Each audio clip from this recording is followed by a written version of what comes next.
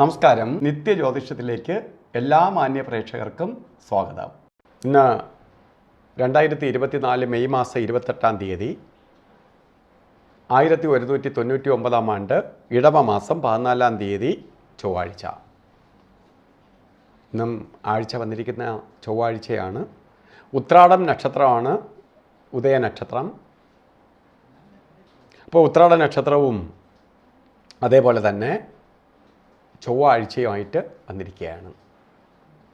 ചൊവ്വ എന്ന് പറയുമ്പോൾ ശത്രുഗ്രഹമാണ്, അതുപോലെ അഗ്നികാരകനാണ്, അപകടകാരകത്വം വഹിച്ച ഗ്രഹമാണ്. അപ്പോൾ ഈ ചൊവ്വാഴ്ചയ്ക്ക് നമ്മൾ ചൊവ്വാഴ്ച പൊതുവേ കുറച്ച് ശ്രദ്ധയോടുകൂടി പോകുന്നത് നന്നായിരിക്കും.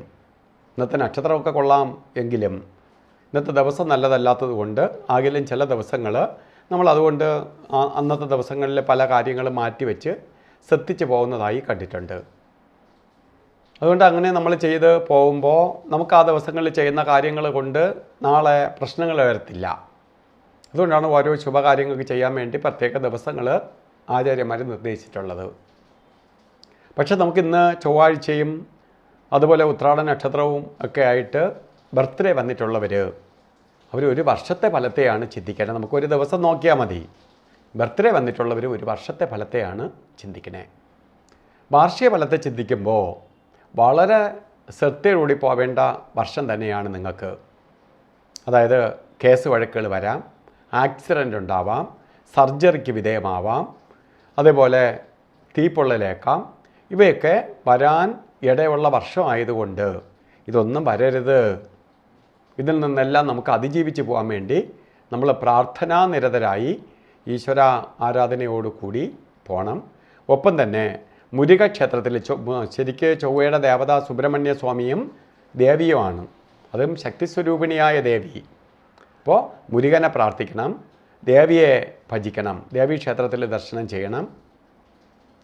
അതിന് ഒപ്പം തന്നെ ചൊവ്വാഴ്ച വന്നതുകൊണ്ട് ശിവക്ഷേത്രത്തിൽ പോയി ജലധാര, മൃത്യുഞ്ജയ ഹോമം, അപകടങ്ങളൊന്നും വരാതിരിക്കാൻ വേണ്ടി മൃത്യുഞ്ജയ ഹോമവും ജലധാരയും നടത്തുക. ഇതൊക്കെ ചെയ്ത് ദോഷത്തിൻ്റെ കാഠിന്യം കുറച്ച് മുന്നോട്ട് പോകുന്നത് നന്നായിരിക്കും. മക്കൾക്കാണ് ചൊവ്വാഴ്ചയും ബർത്ത്ഡേയും എല്ലാം കൂടി വന്നാൽ അമ്മ എന്ത് ചെയ്യണം? ഒരു വർഷക്കാലവും ഷഷ്ഠിവ്രതം എടുക്കുക. ഷഷ്ഠിവ്രതം നോക്കി ഈ ദോഷത്തിൽ നിന്ന് അതിജീവിച്ച് പോകാൻ മക്കളെ സഹായിക്കും. അമ്മ ഷഷ്ഠി നോക്കിയാൽ മതി. അല്ലെങ്കിൽ ഒരു വർഷക്കാലം, ഇപ്പം നാട്ടിലൊക്കെ അല്ലെങ്കിൽ ദൂരെ നിൽക്കുന്നവർക്ക് അമ്പലത്തിലൊന്നും പോകാൻ ചിലപ്പോൾ പറ്റിയെന്നിരിക്കില്ല. അതുകൊണ്ട് ഒരു വർഷക്കാലം ഒരു മാസത്തിൽ പക്ക പിറന്നാളിനോ അല്ലെങ്കിൽ ഏതെങ്കിലും ഒരു ചൊവ്വാഴ്ചയോ മുരുകക്ഷേത്രത്തിൽ അല്ലെങ്കിൽ ദേവീക്ഷേത്രത്തിൽ പോയി അർച്ചനയും പ്രാർത്ഥനയൊക്കെ നടത്തുന്നത് നന്നായിരിക്കും. അതുപോലെ തന്നെ വസ്ത്രധാരണം ചെയ്യുന്നവരും ചുവന്ന വസ്ത്രധാരണത്തിൽ ഉൾപ്പെടുത്തുന്നത് നന്നായിരിക്കും. കുങ്കുമ പൊട്ട് തൊടുകയോ അല്ലെങ്കിൽ ചുവന്ന പൊട്ട് തൊടുകയോ, വസ്ത്രധാരണത്തിൽ ചുവപ്പ് വസ്ത്രമോ അല്ലെങ്കിൽ കർച്ചീപ്പോ ചുവപ്പ് കളറിലുള്ള കർച്ചീപ്പോ ധരിക്കുന്നതും ഭാഗ്യദായകമായ അവസ്ഥയ്ക്ക് ഇടവരുത്തും. അപ്പോൾ ഇന്നത്തെ ദിവസം എല്ലാ പേർക്കും, ബർത്ത്ഡേ വന്നിട്ടുള്ളവരെന്നോ അല്ലാത്തവരെന്നോ ചിന്തിക്കേണ്ട, എല്ലാവർക്കും നല്ലൊരു ദിവസം ആശംസിച്ചുകൊണ്ട് നിർത്തുന്നു. നന്ദി, നമസ്കാരം.